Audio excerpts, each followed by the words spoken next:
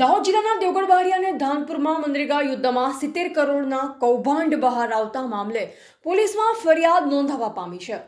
પોલીસે થોડા દિવસ પહેલા કેટલાક કૌભાંડકારી ચહેરાઓની અટકાયત કરી છે, પરંતુ આ ઝડપાયેલ કૌભાંડકારીઓ માત્ર મોહરા હોવાનું કહેવાઈ રહ્યું છે. મોટા માથા હજુ પણ પોલીસ પકડથી દૂર છે. પોલીસ તંત્રની નિષ્પક્ષ અને તટસ્થ તપાસની આડે હાલ પણ અનેક પડકારો હોવાનું કહેવાઈ રહ્યું છે.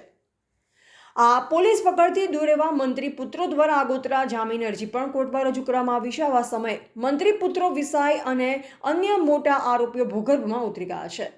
તો બીજી તરફ દાહોદ જિલ્લા ગ્રામ વિકાસ એજન્સીના નિયામક દ્વારા નોંધાવવામાં આવેલ પોલીસ ફરિયાદમાં કેટલાક એજન્સીઓના આરોપીઓ તરીકે નામો જાહેર ન કરવામાં આવતા પણ અનેક શંકાઓને જન્મ લીધો છે.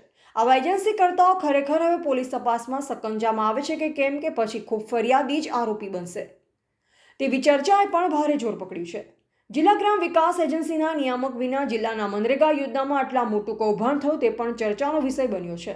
આ કૌભાંડથી ખુદ જિલ્લા ગ્રામ વિકાસના નિયામક પણ શું અજાણ હશે કે કેમ, કે પછી કોઈ રાજકીય દબાણના પગલે આ મામલો જે તે સ્થળે થાળે પાડ્યો હશે વગેરે જેવી અનેક ચર્ચાઓ જિલ્લાભરમાં થવા માંડી છે. પરંતુ જે પણ હકીકત હશે તે તો પોલીસ તપાસમાં જ બહાર આવશે.